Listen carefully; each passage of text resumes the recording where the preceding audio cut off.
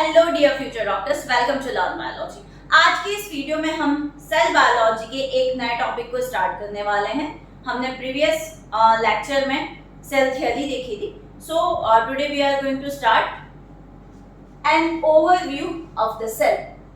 अब जब भी आप एक ओवरव्यू ऑफ सेल की बात करते हैं तो मैं अभी आपके सामने एक यूकेरियोटिक सेल का एग्जांपल लेते हुए एक्सप्लेन कर रही हूँ, ठीक है। अभी प्रो और यू के बारे में भी बात बताएंगे। जैसे जैसे लेक्चर आगे बढ़ेगा वैसे वैसे चीजें आपको क्रिस्टल क्लियर होती जाएगी। लेट्स स्टार्ट बच्चों। सी, आपने कहा आपके पास एक प्लांट सेल है। प्लांट सेल एक यूकेरियोटिक सेल है। प्लांट सेल एक यूकेरियोटिक सेल है। अब बात ये आती है कि यूकेरियोटिक सेल क्या होती है।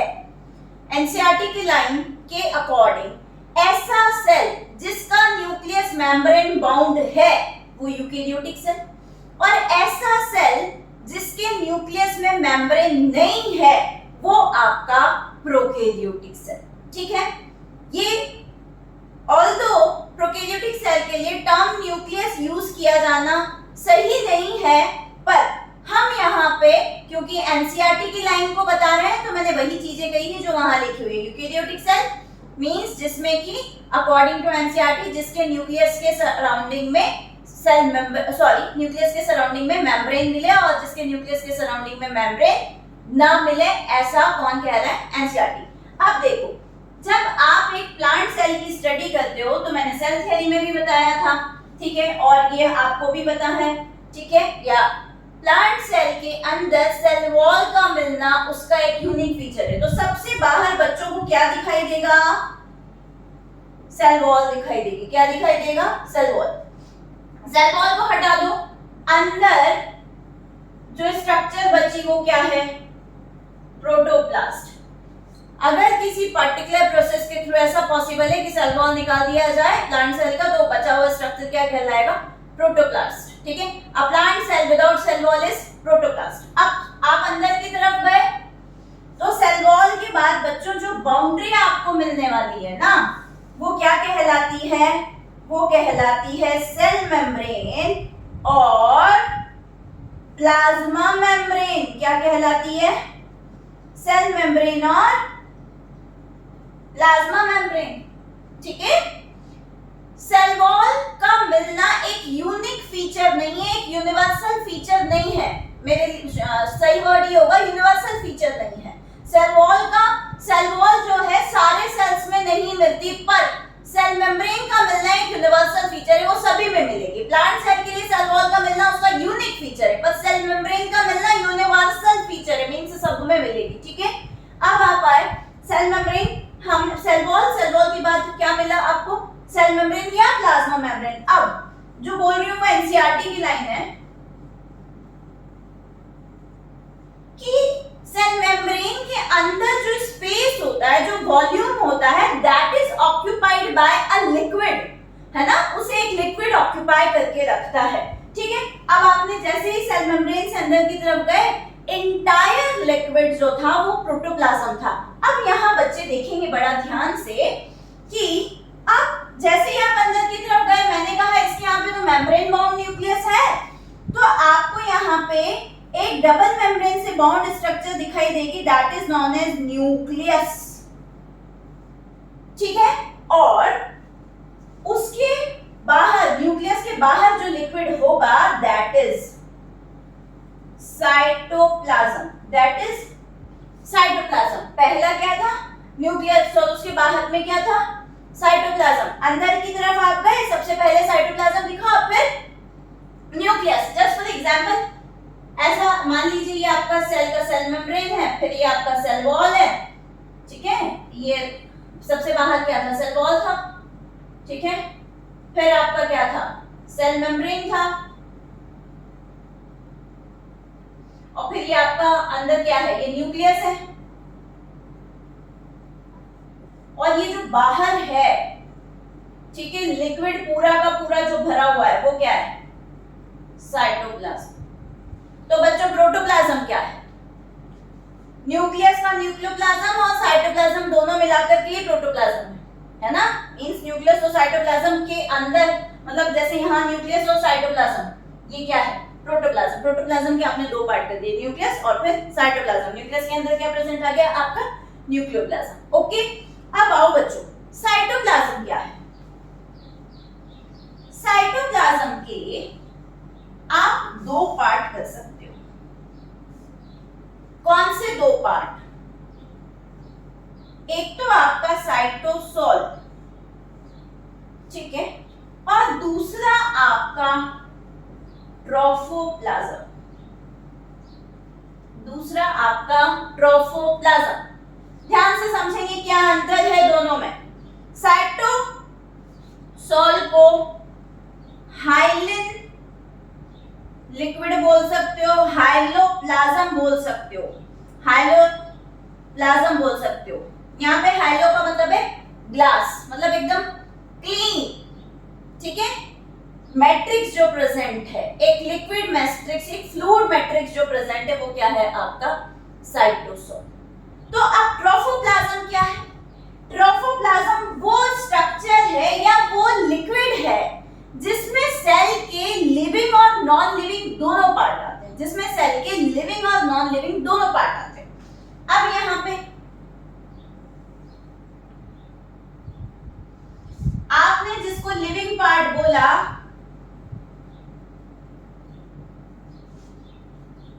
और दूसरे को बोला नॉन लिविंग पार्ट, तो बच्चों जो लिविंग पार्ट है उसमें सेल ऑर्गेनेल्स आते हैं।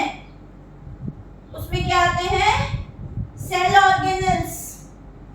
और नॉन लिविंग पार्ट में बच्चों इंक्लूजन बॉडीज आती हैं। क्या आती है? इंक्लूजन बॉडीज आती है। इससे नीट में क्वेश्चन आ रखा है 2020 या 2021 में, है ना, कि इंक्लूजन बॉडीज क्या होती है, अभी मैं बताऊंगी आगे, है ना।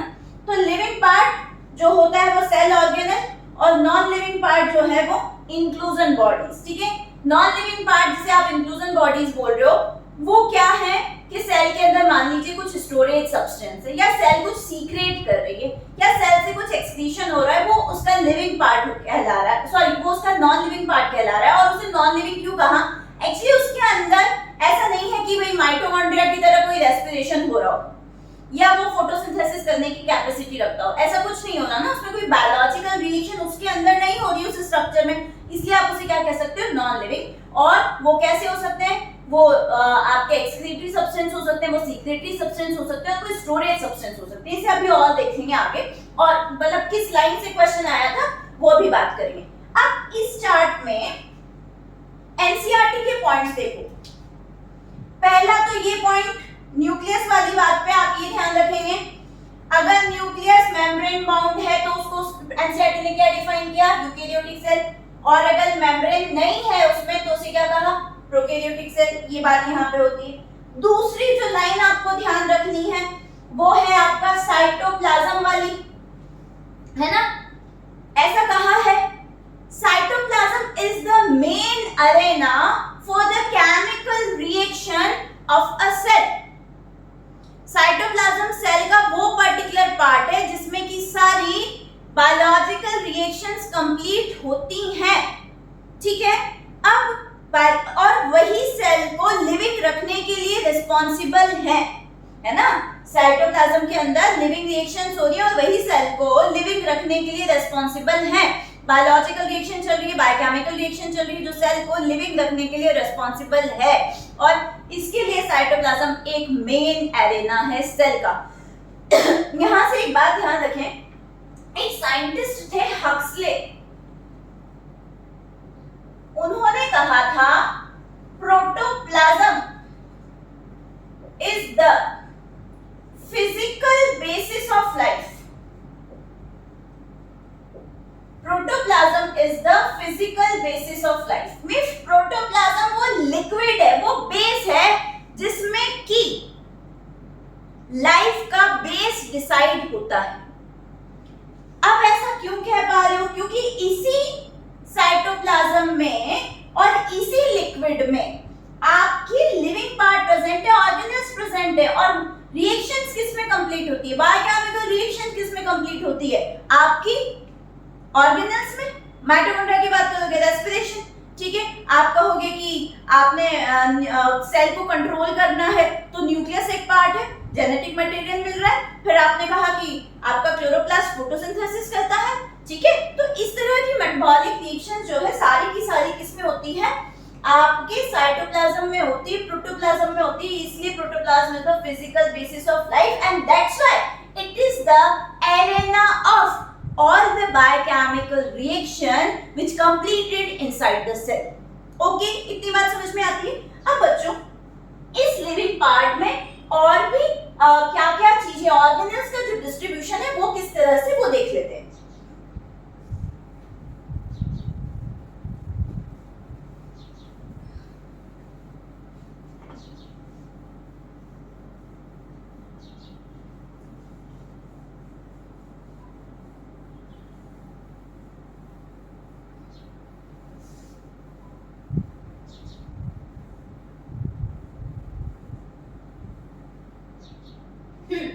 देखिए बच्चों, हाँ मैंने वहां पे क्या कर दिया था, अभी लास्ट जो पोर्शन आपने देखा था वो आपने देखा था ट्रोफोप्लाज्म, और ट्रोफोप्लाज्म में मैंने एक पोर्शन कहा आपसे लिविंग वाला और दूसरा आपसे कहा नॉन लिविंग वाला।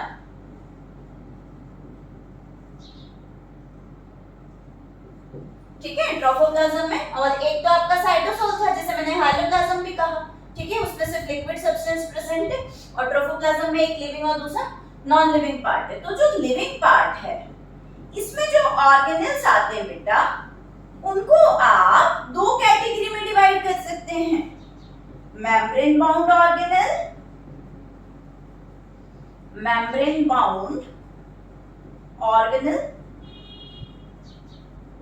ठीक है, और मेम्ब्रेनलेस ऑर्गेनेल, मेम्ब्रेनलेस ऑर्गेनेल। ठीक है, तो मेम्ब्रेन बाउंड जो है उसमें दो कैटेगरी है बच्चों, सिंगल मेम्ब्रेन वाले और डबल मेम्ब्रेन वाले। जो सिंगल मेम्ब्रेनस है उनमें कौन कौन आता है, ER means endoplasmic, endoplasmic reticulum, फिर आपका गोल्जी कॉम्प्लेक्स, देन आपका लाइसोसोम, देन आपका वैक्यूल,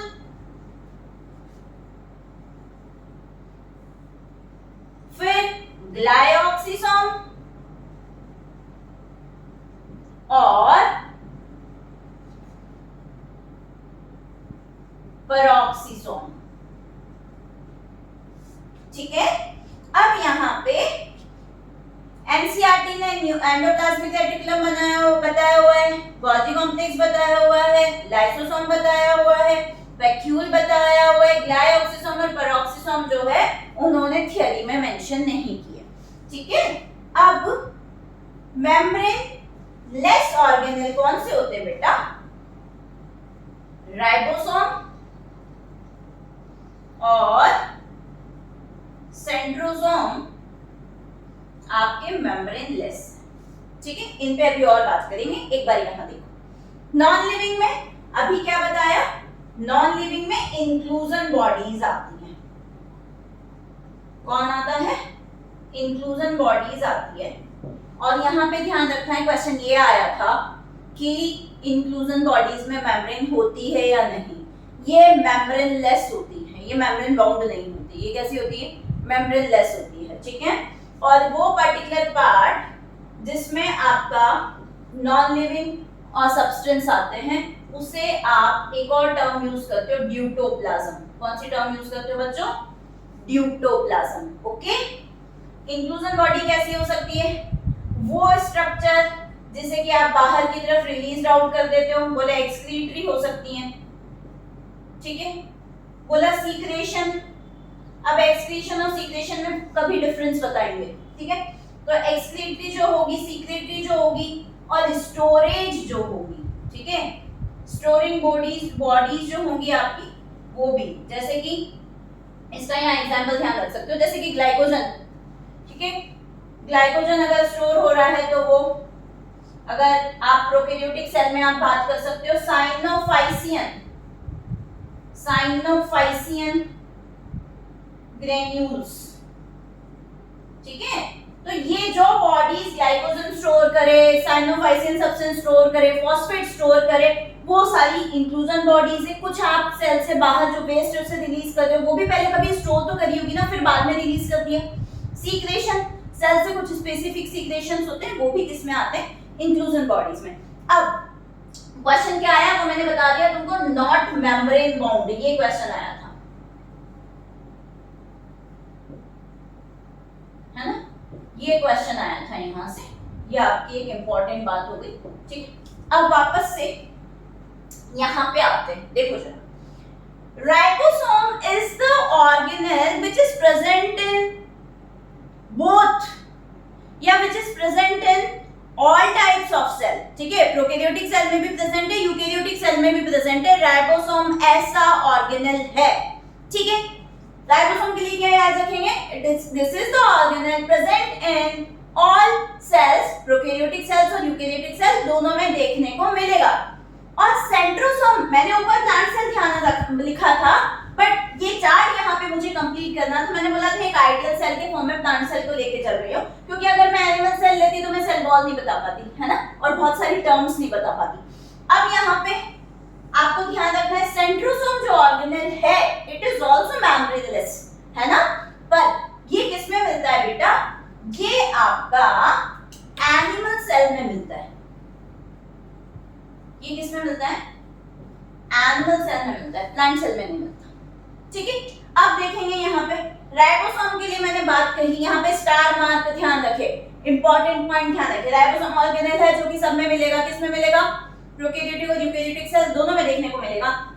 अब यहाँ पे जो बात आपको ध्यान रखनी है, राइबोसोम को कहा जाता है ये ऐसा ऑर्गेनेल है जो दूसरे ऑर्गेनेल में भी मिलता है। कैसे, आगे जब डिटेल में ये चीजें बताऊंगी, जैसे मैं स्पेसिफिकली माइटोकॉन्ड्रिया, क्लोरोप्लास्ट वगैरह, मैंने डबल नहीं बताया, एक मिनट रुकिएगा जरा, ठीक है।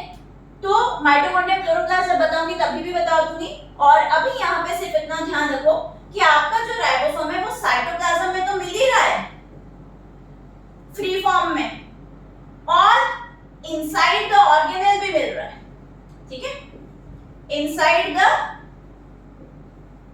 ऑर्गेनेल भी मिल रहा है, इसीलिए ये चीज अभी यहाँ पे नहीं बताई थी डबल मेम्ब्रेन वाली। अब ध्यान रखेंगे, सिंगल मेम्ब्रेन में ये सब आ गया, डबल मेम्ब्रेन में ऐसे ऑर्गेनेल आते हैं जिनमें डबल मेम्ब्रेन मिल रही है, प्लस उनका एक और यूनिक फीचर है, क्या, उनके खुद के अंदर राइबोसोम देखने को मिलेगा, इसीलिए राइबोसोम को कहा जाता है ऑर्गेनेल विद इन ऑर्गेनेल, है ना। राइबोसोम के लिए क्या कहा जाता है, वो ऐसी स्ट्रक्चर है जो ऑर्गेनेल के अंदर देखने को मिलती है। तो डबल मेम्ब्रेन में कौन आएगा बेटा, माइटोकॉन्ड्रिया एंड क्लोरोप्लास्ट, ठीक है। क्लोरोप्लास्ट ना लिख करके ज्यादा सही लिखना होगा बेटा प्लास्टिड, क्या सादा सही लिखना होगा, प्लास्टिड। तो चार्ट में क्या बात हुई, ट्रोफोप्लाज्म आपका सेल का वो पर्टिकुलर पार्ट है जिसमें लिविंग और नॉन लिविंग सब्सटेंस आते हैं, ठीक है। लिविंग में आपके ऑर्गेनेल आ गए, membrane bound, membraneless, single membrane bound, double membrane bound, single membrane में ये सारे, डबल मेम्ब्रेन में माइटोकॉन्ड्रिया और क्लोरोप्लास्ट, ठीक है। तो माइटोकॉन्ड्रिया और क्लोरोप्लास्ट जो है उनके अंदर राइबोसोम मिलेगा, और मींस और उनके बाहर भी साइटोप्लाज्म में बिखरा हुआ भी, जैसे साइटोप्लाज्म में बिखरा हुआ भी क्या मिलेगा, राइबोसोम देखने को मिलेगा। फिर हमने कहा मेम्ब्रेनलेस में राइबोसोम और centrosome, then non living substance, ये सारे। अब यहाँ पे प्रो और यूको, एक बार ये जो पूरी चीजें बताई हैं इसमें से मैं पहले भी बोल चुकी हूं, अभी फिर बोल रही हूं, इसमें से प्रोकैरियोटिक सेल के अंदर ऑर्गेनेल में तो सिर्फ आपका राइबोसोम मिलता है, ऑर्गेनेल में सिर्फ आपका क्या मिलता है, राइबोसोम, और बाउंड्रीज में आपका सेल वॉल और सेल मेम्ब्रेन दोनों देखने को मिलता है। प्रोकैरियोटिक सेल में सिर्फ माइकोप्लाज्मा को छोड़ के सारे प्रोकैरियोटिक सेल में सेल वॉल और सेल मेम्ब्रेन देखने को मिलेंगे और राइबोसोम सारे प्रोकैरियोटिक सेल में होता है। और जो भी सारी स्ट्रक्चर है, साइटोप्लाज्म तो डेफिनेटली होगा ही होगा, है ना, साइटोप्लाज्म तो डेफिनेटली प्रोकैरियोटिक सेल में होगा, पर आपके राइबोसोम को छोड़ के कोई सा भी ऑर्गेनेल प्रोकैरियोटिक सेल में नहीं मिलता। इंक्लूजन बॉडीज क्या मिलती है प्रोकैरियोटिक सेल में? डेफिनेटली मिलती है। मैंने यहाँ पे जो साइनोफाइसिन ग्लोन्यूल लिखा है ना, ये प्रोकैरियोटिक सेल में मिलने वाला एक स्पेसिफिक फीचर है, ठीक है। तो प्रोकैरियोटिक सेल में इनमें से कोई ऑर्गेनेल नहीं मिलता, तो प्रोकैरियोटिक सेल में मिल क्या रहा है? सेल मेम्ब्रेन मिल रही है, सेल वॉल मिल रही है, जेनेटिक मटेरियल, जिसे एनसीईआरटी ने कहा है कि उनका जो न्यूक्लियस है वो कैसा होगा? मेम्ब्रेनलेस। उसको न्यूक्लियस ना कह करके न्यूक्लियोइड कहते हैं। बेटा प्रोकैरियोटिक सेल के लिए जो शब्द यूज किया जाता है, प्रोकैरियोटिक सेल के लिए जो शब्द यूज किया जाता है वो न्यूक्लियोइड होता है। वो क्या होता है? न्यूक्लियोइड होता है। यूकेरियोटिक सेल के लिए आपका न्यूक्लियस होता है। यूकेरियोटिक सेल के लिए क्या होता है? न्यूक्लियस। और प्रोकैरियोटिक सेल की क्या होता है? न्यूक्लियोइड होता है, ठीक है। तो वहां पे सेल मेम्ब्रेन है, सेल वॉल है, राइबोसोम है, न्यूक्लियोइड है, और भी बहुत सारी चीजें होती है, पर हम प्रोकैरियोटिक सेल्स हम डिटेल में पढ़ेंगे तो उसके बारे में बात करेंगे। अभी आपको मैंने according to NCERT overview of cell बताया, उससे रिलेटेड सारे हाइलाइट्स आपको बता दिए जहां से क्वेश्चन भी फ्रेम हो सकता है और जो पहले आए भी हुए हैं। आई होप बच्चों को ये ओवरव्यू समझ में आया होगा, और फिर भी कोई डाउट है तो let me know in the comment section. और अभी इसमें हमको जब भी नेक्स्ट वीडियो आप देखेंगे तो उसमें हम सेल शेप और साइज के बारे में बात कर लेंगे, ठीक है। तो ये समझ में आया होगा, फिर भी डाउट है तो मुझे कमेंट सेक्शन में बताएं, और जो भी टॉपिक आपको पढ़ना हो let me know in the comment section. और आपको वीडियो अच्छा लगा है तो hit like, share and subscribe. Thank you for watching.